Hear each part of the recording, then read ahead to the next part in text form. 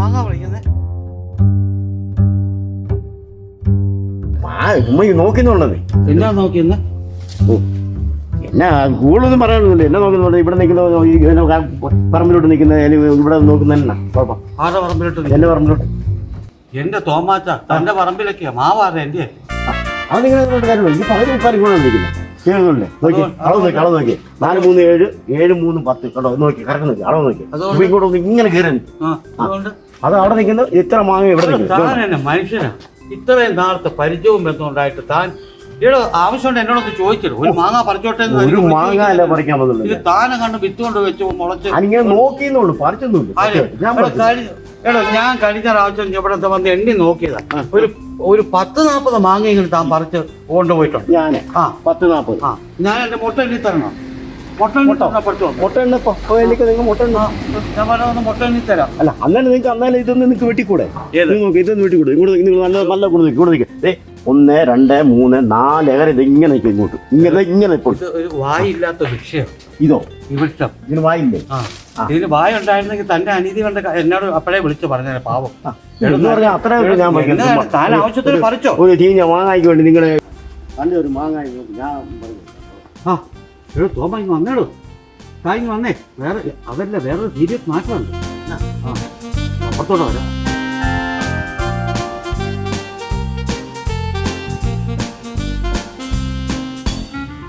തോമ, ഒരു സീരിയസ് ആയിട്ടുള്ള വിഷയമുണ്ട്. തനിക്കും എനിക്കും കൂടെ ഗുണമുള്ളതാണ്. അതെ, ഒരു 1.5 കോടി രൂപയുടെ ഒരു ഫ്ലാറ്റ് വന്നിട്ടുണ്ട്. അത് വാങ്ങിക്കുവാണെങ്കിൽ ലാഭത്തിന് കിട്ടുന്നുണ്ട്. അത് തൻ്റെ പേര് വാങ്ങിച്ചാൽ മതി. എൻ്റെ പേര് താൻ വാങ്ങിച്ചോ? കുറേ ഞാനുണ്ടല്ലോ. നല്ല കേസാണ്. ഇപ്പം അതിൽ 2-2.5 കോടി രൂപ അതിന് വിലയുള്ളതാണ്. അയാൾ ഇവിടുന്ന് കുടുംബസഹിതം സൗദിക്ക് പോവുക. നേരത്തെ മക്കളൊക്കെ ഇവിടെ ഉണ്ടായിരുന്നു. അവരെല്ലാം ഇവിടെ ഒരുമിച്ച് പോവുക. അപ്പോൾ ഇത് കാലിയായിട്ട് കിടക്കും. അപ്പം അവിടെ 3-4 അതിനകത്തുണ്ട്. അത് വാടകയ്ക്ക് കൊടുത്തിരിക്കുക. ആ വാടകയ്ക്ക് കൊടുത്തതെല്ലാം അവർ നശിപ്പിച്ചു. അപ്പം അയാൾ അതുകൊണ്ട് കിട്ടുന്ന കാശിന് കൊടുത്തോണ്ട് പോവുക. താൻ വാങ്ങിയില്ല. തൻ്റെ പേരിൽ കിടക്കട്ടിടോ ഒരു പ്രോപ്പർട്ടി. അതിൻ്റെ കാശൊക്കെ നമുക്ക് അറേഞ്ച് ചെയ്യാം. നേരെ കാശൊക്കെ നമുക്ക് കാശൊന്നുമില്ല. താൻ ആദ്യമേ ഞാൻ ആ നമ്പർ വാങ്ങിച്ചു തരാം. ശരി. താൻ അയാളൊന്ന് വിളിക്കണം. ബ്രോക്കറിനെ വിളിച്ചിട്ട് അതിൻ്റെ ഡീറ്റെയിൽ മൊത്തം ചോദിക്കണം. ശരി. അതിൻ്റെ പേപ്പറുകൾ മൊത്തം നോക്കണം. നമ്പർ ഞാൻ തരാം. നമ്മുടെ മെമ്പർ സുരേഷിൻ്റെയാണ്. മെമ്പർ സുരേഷ്? പുള്ളിയുടെ നമ്പർ എൻ്റെ ഉണ്ടോ? എന്താ വിളിച്ചോ? പുള്ളിയൊക്കെ നല്ല ബെഡ ടീമല്ലേ. എന്ന് വെച്ചാൽ പുള്ളിയൊക്കെ കറക്റ്റ് വാക്ക് വ്യത്യാസമൊന്നും ഇല്ലാത്ത ടീമാണ്. പറഞ്ഞതാ. എന്ന് വെച്ചാൽ ഭയങ്കര കച്ചവടങ്ങൾ നടത്തുന്ന ഒരാളാണ്. കോടിയുടെ ഇടപാടാണ്. അതാ എനിക്ക് വിശ്വാസം വന്നത്. അതാ ഞാൻ തൻ്റെ പേര് അത് വാങ്ങിക്കാമെന്ന് വിചാരിച്ചത്. ഞാനും പറഞ്ഞു കേട്ട്. ഞാൻ വെളിയിൽ നിന്നൊക്കെ വന്നു കഴിഞ്ഞപ്പോഴത്തേക്ക് പലരും പറഞ്ഞ് ഈ സുരേഷിനെ കുറിച്ച്. അപ്പം എനിക്കങ്ങനെ പരിചയമില്ല. അപ്പം എല്ലാവരും സുരേഷിൻ്റെ കാര്യമാണ് പറയുന്നത്. അങ്ങനെയാണ് ഞാൻ സുരേഷുമായിട്ട് ബന്ധപ്പെട്ടത്. അപ്പം സുരേഷ് ആദ്യം അപ്പുറത്തെ രാജനെ വിട്ട് എന്നോട് ചോദിപ്പിച്ചു. ലാസ്റ്റ് വീട്ടിൽ രാജനെ വിട്ട് ചോദിപ്പിച്ചു. പിന്നെ പുള്ളി പുറത്തുനിന്ന് വന്നതല്ലേ, പുള്ളി ഒരു പ്രോപ്പർട്ടി കിടപ്പുണ്ട്, പുള്ളിയോട് വാങ്ങിക്കാൻ പറയും. അപ്പം രാജനോട് ഞാനൊന്നും പറഞ്ഞില്ല. അപ്പം ഞാൻ മനസ്സിൽ കൂട്ടി തനിക്കൊരെണ്ണം കിടക്കട്ടെ, ഞാൻ ഈ കിട്ടുന്ന മുഴുവൻ ഞാൻ വാങ്ങിച്ചിട്ട് കാര്യമുണ്ട്. അതുകൊണ്ട് അപ്പം താൻ മെമ്പറിനെ ഒന്ന് വിളിക്കും.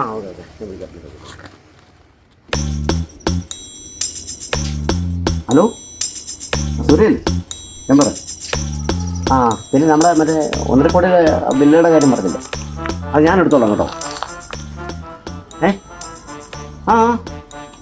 അതൊക്കെ ഉണ്ടെന്നേ. അതൊക്കെ സാമ്പത്തികമൊക്കെ നമ്മുടെ കയ്യിലുണ്ട്.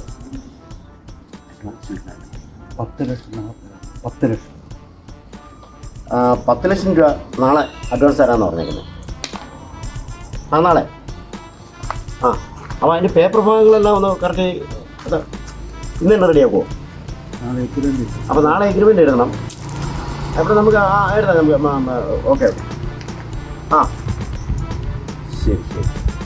Okay, thank you. കാര്യങ്ങളൊക്കെ പറഞ്ഞ് റെഡി ആയിക്കോട്ടെ. എല്ലാം റെഡി. പൈസയുടെ കാര്യം പക്കായി. നാളെ 10 ലക്ഷം നമുക്ക് എവിടെ ഇടുന്ന കാര്യം മെമ്പറിന് തന്നെ അറിയാം. ആണോ? എനിക്കിവിടെ ആരുമായിട്ടും ബന്ധമില്ലല്ലോ. മെമ്പറും തൊമ്മയും കൂടെ പോയാൽ മതി. ശരി. ഓക്കെ. എനിക്ക് പള്ളി വരെ ഒന്ന് പോകണം. ഇന്ന് വൈകിട്ട് 9 അപ്പോൾ വേറൊരു കാര്യം ചെയ്യണം. അപ്പം ആധാരത്തെ വെപ്പത്തിലേ നാളെ 10 ലക്ഷം രൂപ എടുത്തോണ്ട് പോയി ഒന്ന് വാങ്ങിച്ചോ. അവിടെ അതങ്ങ് എഴുതിക്കോ. എവിടെ? അതെ, ഈ 10 ലക്ഷം എവിടെ നിൽക്കാൻ ആരുടെ? ടോമാറ്റോ നിന്റെ അക്കൗണ്ടിൽ നിർത്തോണ്ട് പോ. എൻ്റെ അക്കൗണ്ട്? ആ എന്നെ ഇങ്ങനെ വന്നു ഇതോ? ഈ ഞാൻ എൻ്റെ ഇവിടുന്ന് പൈസ സ്ഥലം വാങ്ങിക്കുന്നതാരാ? ഞാനേ പിന്നെ താമൻ്റെ പൈസ കൊടുക്കാൻ. നിങ്ങളെ പൈസ തരാന്ന് പറഞ്ഞു. അങ്ങനെ എടോ തോമാ, താൻ പല പ്രാവശ്യമായി എന്നെ ഇതേപോലെ വിളിച്ചോണ്ടേ പോയി പലയിടത്തും പറ്റിച്ചത്. എവിടെയാ? ഊട്ടി, കൊടൈക്കനാല്, ചുഞ്ചലഗിരി. താൻ ഇതൊക്കെ മറന്നോ? താൻ അനുഭവിക്കും. അവൻ തൻ്റെ മുട്ടുകാൽ തല്ലി ഓടിക്കുന്ന എനിക്ക് കാണണം. ഇതോ അങ്ങനെ പറയല്ലേ?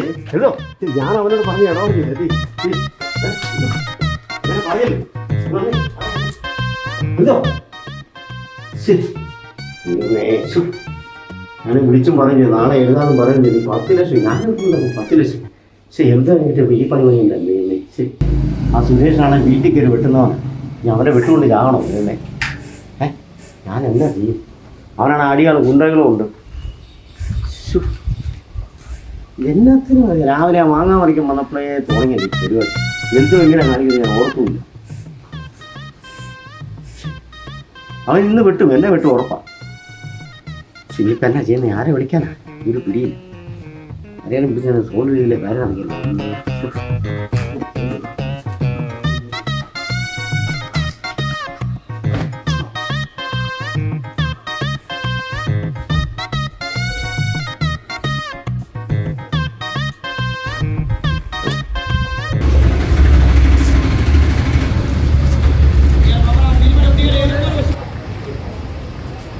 ഹലോ. ആ ചായ. എന്നാ ചെയ്യാ? തോമയെ കണ്ടായിരുന്നോ? ഞാൻ രാവിലെ കണ്ടാണല്ലോ തോമയെ. ലോട്ടറി കടയിൽ ലോട്ടറി എടുക്കുന്നത്.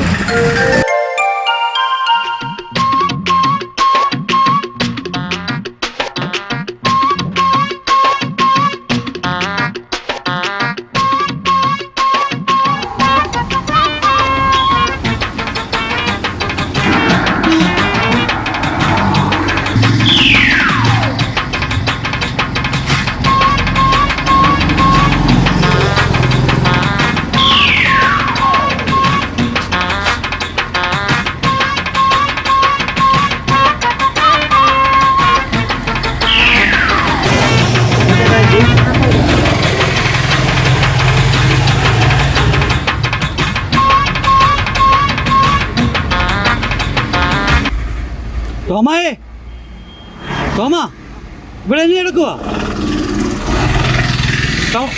ടൗണിലോട്ട് വരുന്നോ? വാന്നേ. എന്നാ ശരി. ആണോ? ഞങ്ങൾ കുറച്ചു പേരായിട്ട് തോമയിലെ കൂടെ തപ്പിക്കൊണ്ട് നടക്കുക. നിങ്ങളെവിടെയാ? സ്റ്റാൻഡിലുണ്ട്. അന്ന് അവിടെ നിൽക്ക്, ഞാനിപ്പോൾ അങ്ങോട്ട് വരാം. ആ ശരിയല്ല. അച്ഛനിപ്പോൾ ഇങ്ങോട്ട് വരാനാണ്. തോമ എവിടെ പോയി? ഞാൻ രാവിലെ കണ്ടതുകൂടിയാണല്ലോ. ഏതായാലും അങ്ങോട്ടൊന്ന് പോയിട്ട് വരാം.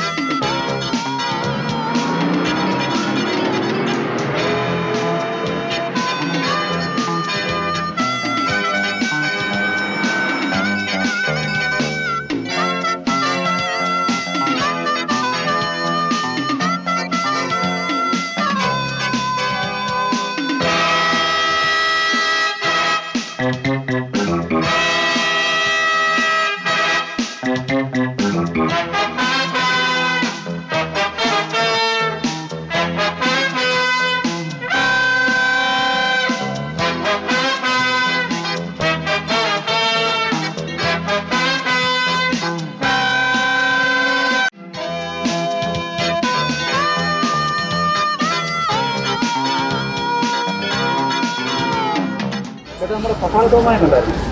തോമ ഇപ്പം കുറച്ച് മറ്റേക്കരെ അങ്ങോട്ടോട് പോകണം. അങ്ങനെ വരും അല്ലേ? എന്നാ ചേന വിളിച്ചാലോ? ചേന വിളിക്കും. ഹലോ ജയ, എവിടെയാ? ഞാൻ ബസ് സ്റ്റാൻഡിന്റെ ഫ്രണ്ടിലുണ്ട്. തോമയെ കണ്ടോ?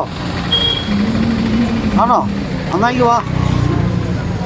ആ ശരി.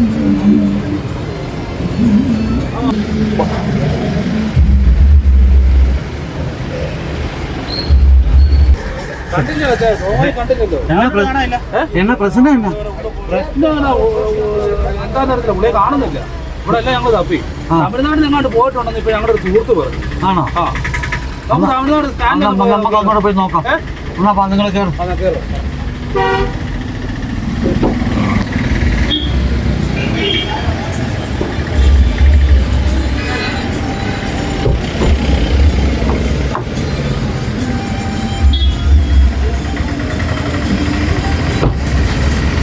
நான் பார்த்ததிலே அவள் ஒருத்தியைத்தான் நல்ல அழகி என்பேன், நல்ல அழகி என்பேன்.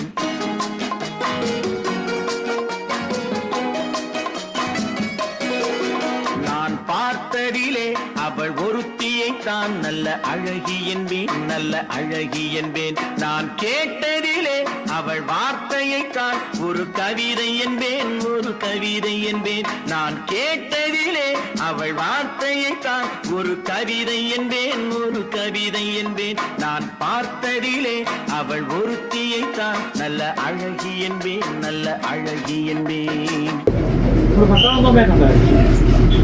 പട്ടാളത്തോമയല്ലേ കിടക്കുന്നു.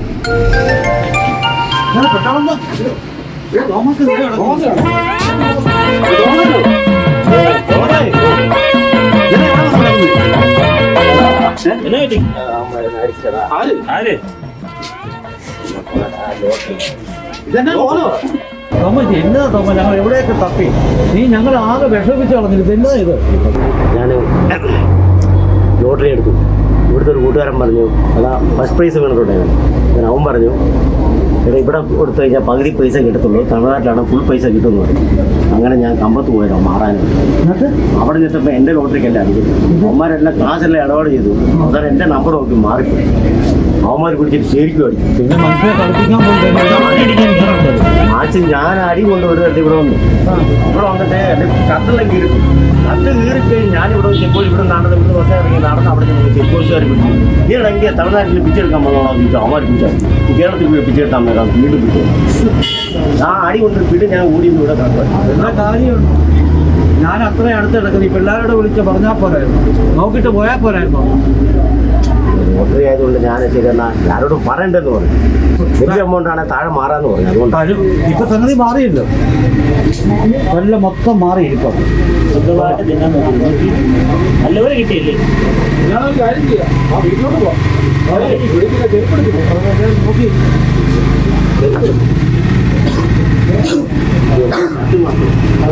വണ്ടിയിൽ പോയി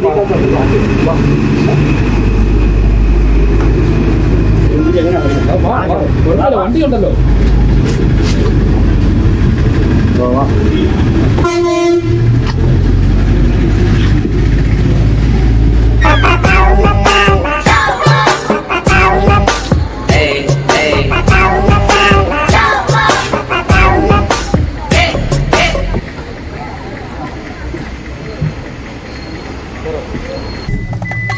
എടാ തോമ, നീ സ്വന്തമായിട്ട് തിന്നാൻ പോയതല്ലേ, നിനക്ക് ഇതല്ല ഇതിന്റെ അപ്പുറവും വേണം. നീ വേണ്ടേ എൻ്റെ അമ്മൂ, ഞാൻ ഈ പരിപാടിക്കേ ഇല്ല. എൻ്റെ കർത്താവ് കിട്ടിയത് മതി. എൻ്റെ പൊന്നോ, ഇതൊരു ജീവിതാനുഭവം, ഒരു ജീവിതാനുഭവം. ഇനി മേല ഞങ്ങളെ അറിയിക്കാതെ എവിടെയെങ്കിലും പോയിട്ടുണ്ടെങ്കിൽ രാജ്യത്തിലോട്ടാ കൊണ്ടുപോകും.